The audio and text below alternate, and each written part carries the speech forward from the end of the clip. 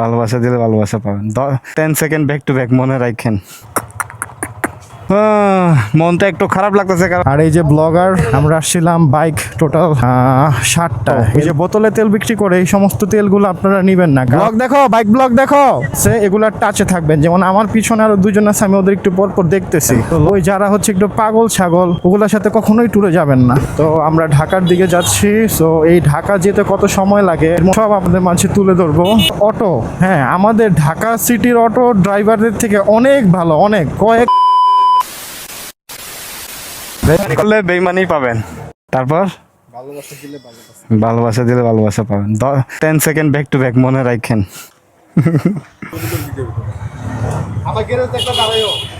উফ, মনটা একটু খারাপ লাগতেছে কারণ তোর থেকে ব্যাক করতেছি না। মনটা খারাপ লাগতেছে না, আমার মানে ব্যাক করতে বয়সটা আসবো না, মনে হয় আসবো। আসবো। মনটা খারাপ লাগতেছে কারণ এখন হচ্ছে আমরা ব্যাক করে যাব আমাদের হচ্ছে আমার আগের লাইফে। মানে যে 2 দিন আমরা ঘোরাফেরা করলাম উড়ন্ত পাখির মতো, সেই ঘোরাফেরা এখন বন্ধ হয়ে গেল। আবার চলে যাব ঢাকায়, তারপর আবার যে কর্মজীবনে ফিরে যাইতেছি। হ্যাঁ, জীবনে ফিরে যাচ্ছি। তারপর যে যার যার মতো আবার আমাদের মাঝখানে কোনো যোগাযোগ থাকবে না। হঠাৎ একটা প্ল্যান হবে, হঠাৎ আবার একটা ট্যুরে চলে যাবে। ওকে, দেখা হচ্ছে মোটো ব্লগে।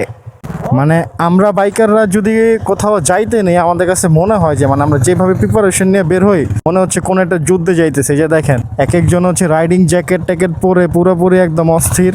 আর এই যে ব্লগার চলে যাচ্ছি দাদা, দাদা, ঢাকার পরেই চলে যাচ্ছি। হ্যাঁ আমিও তো সেম ট্রাউজার পরে, কারণ অনেক গরম না। আসার সময় পুরো বৃষ্টি পাইলাম, আর যাওয়ার সময় একেবারে রোদ। সবাই রেডি, ঢাকার উদ্দেশ্যে রওনা দিব। দোয়া করবেন ভালোভাবে যেন ব্যাক করতে পারি বাসায় কোনো ধরনের যা ঝামেলা ছাড়া। যেহেতু বাইক নিয়ে আমরা আসছি, মোটামুটি বাইকে একটু ঝামেলা থাকে।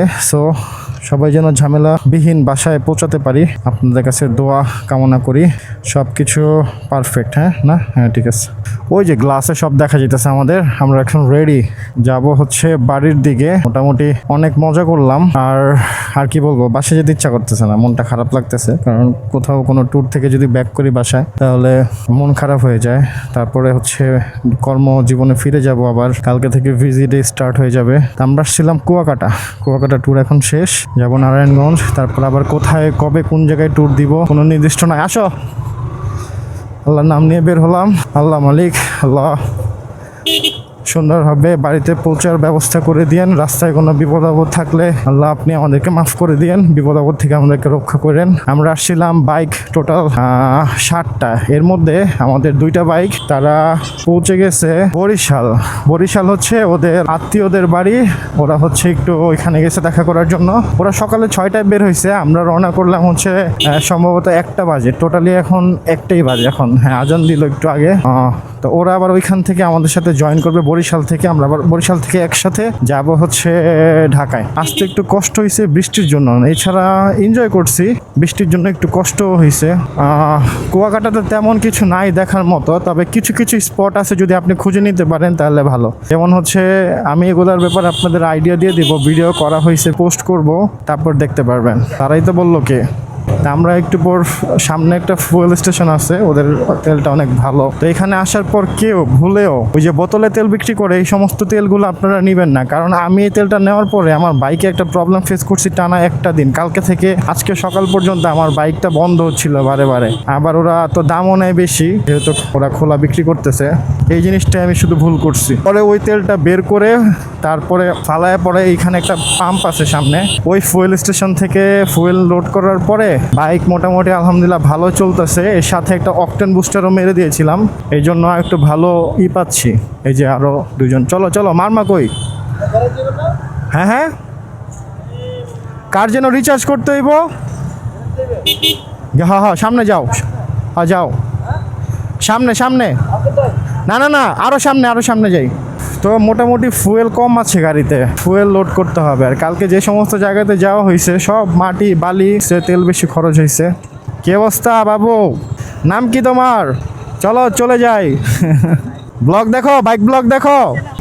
ওরা অলরেডি টান দিয়ে দিচ্ছে, বসে থাকা যাবে না, টানতে থাকি।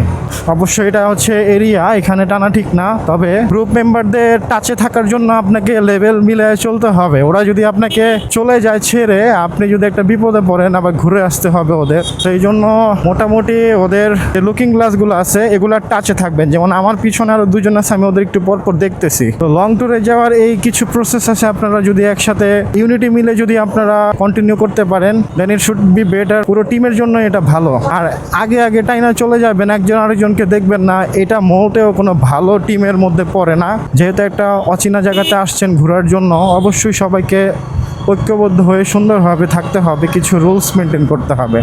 রুলসের বাইরে কোনো কিছু করবেন না, আর বুঝে আসবেন। যারা ভালো বুঝে, যাদের মোটামুটি আপনার জ্ঞান বুদ্ধি ভালো আছে, তাদের সাথে হচ্ছে আপনারা ট্যুর করবেন।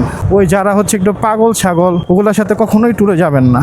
এতে আপনার জন্য মানে ভালো তো হবেই না, ক্ষতিও হইতে পারে। আশা করি কোনো ক্ষতি, কোনো বিপদ কখনো কারো না হোক, এর জন্য দোয়া করি। আমরা বাইকাররা একজন আরেকজনকে অনেক সাপোর্ট করতে পারি সব দিক থেকে। তো আমার ক্যামেরায় চার্জ কম আছে, আমি বেশি কথা বলে ফেলতেছি। সো পুরোপুরি জার্নিটা আপনাদেরকে দেখাইতে হবে। কুয়াকাটা থেকে বের হয়ে গেছি আমরা অলরেডি। কুয়াকাটা এখন এখান থেকে যে 0 কিলোমিটারটা শো করতো, আমরা তার বাইরে চলে আসছি, 1 কিলোমিটারে প্রায় ঢুকে গেছি। তো আমরা ঢাকার দিকে যাচ্ছি। সো এই ঢাকা যেতে কত সময় লাগে, এর মধ্যে আমরা কোথায় থামবো, কি করব, কোন জায়গাতে কি হচ্ছে, কোনটা ভালো কোনটা মন্দ, এগুলো সব আপনাদের মাঝে তুলে ধরবো। আর কি, আমার বেসিক্যালি এই ধরনের ব্লগ করা হয় না, আর আমার এই ধরনের ব্লগিং হচ্ছে আপনার আমার পেজে রিচও পায় না, বেশি একটা রিচ হয় না। কারণ আমার ব্লগ যেগুলো হচ্ছে আপনারা পছন্দ করেন, আমার ফলোয়াররা, তারা হচ্ছে একটু ভাইলেন্স টাইপের ব্লগগুলো আপনারা পছন্দ বেশি করেন, যেটার মধ্যে ভাইলেন্স আছে এই ধরনের। আর মোটামুটি যে ব্লগগুলো হচ্ছে যে ট্যুরিং টাইপের ব্লগ, ট্যুরে যাওয়া ঘোরাফেরা, এই ব্লগগুলো হচ্ছে আমার এখানে হচ্ছে রিচ হয় না। কারণ আমার ফলোয়াররা হচ্ছে এগুলা তেমন একটা মজা পায় না দেখে, তারা মজা পায় হচ্ছে ভাইলেন্সকৃত যে ভিডিওগুলো আছে এগুলা। আর অবশ্যই এখানে আসলে এদিকের অটো, হ্যাঁ আমাদের ঢাকা সিটির অটো ড্রাইভারদের থেকে অনেক ভালো, অনেক কয়েক হাজার গুণে ভালো। কেন জানেন? কারণ ওরা একটা লাইনে সুন্দরভাবে চলে, আর হর্ন দিলে ওরা যে লাইনে আছে না, একটা পাশে আছে এক লেনে, এর মধ্যে যদি হর্ন দেয় না, তারপরে ওরা চেষ্টা করে একটু সাইড দিতে, মানে আরেকটু ওই পাশে চাপার জন্য। অলরেডি কিন্তু ওরা এই পাশে আছে, যাওয়ার একটা জায়গা আছে, তারপরে হর্ন দিলে ওরা আরেকটু চাপার জন্য একটা নেয়, উদ্যোগ নেয়। কিন্তু আমাদের ঢাকাতে এটা হয় না। ঢাকাতে কি হয়, যতই ওর পিছনে থেকে হর্ন দেন, ও আপনারা সাইড দিতে চাইবো না। দ্বিতীয় কথা হইতেছে উল্টা পাল্টা চলাফেরা কইরা মনে করেন যে আপনার মাইন্ডটা একবারে নষ্ট করে দিব। তো গাইস, ব্লগ এখন এখানে স্টপ করলাম, নেক্সট পার্ট আবার একটু পরে স্টার্ট করব, তো সাথেই থাকুন। আর কি হয় দেখতে থাকুন।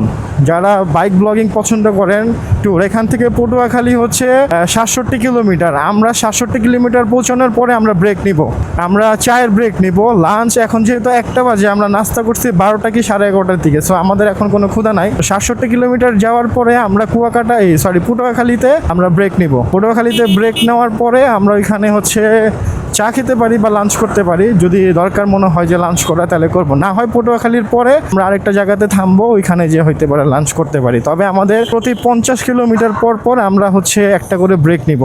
আর 67 কিলোমিটার পর হচ্ছে ব্রেক নিব, কারণ এখন আমাদের হচ্ছে জার্নিটা শুরু। এই জন্য আমাদের ফার্স্ট ব্রেক হবে 67 কিলোমিটার পর। তারপর থেকে 50 কিলোমিটার পর 3টা ব্রেক হবে। আর টোটাল আমাদের জার্নি হচ্ছে এখান থেকে কুয়াকাটা থেকে ঢাকা, আমাদের নারায়ণগঞ্জ টোটাল জার্নি হচ্ছে 280 কিলোমিটার। 280 কিলোমিটারে আমার বাইকে তেল লাগতেছে সম্ভবত 8টা কি 9টা তেল লাগবে আমার। এক বাইকের এক রকমই, তো 8টা কি 9টা তেল লাগবে। তো এখন টোল দিব, এখানে ভিডিও ক্লোজ করব। নেক্সট ভিডিও স্টার্ট হবে আপনার সামনে।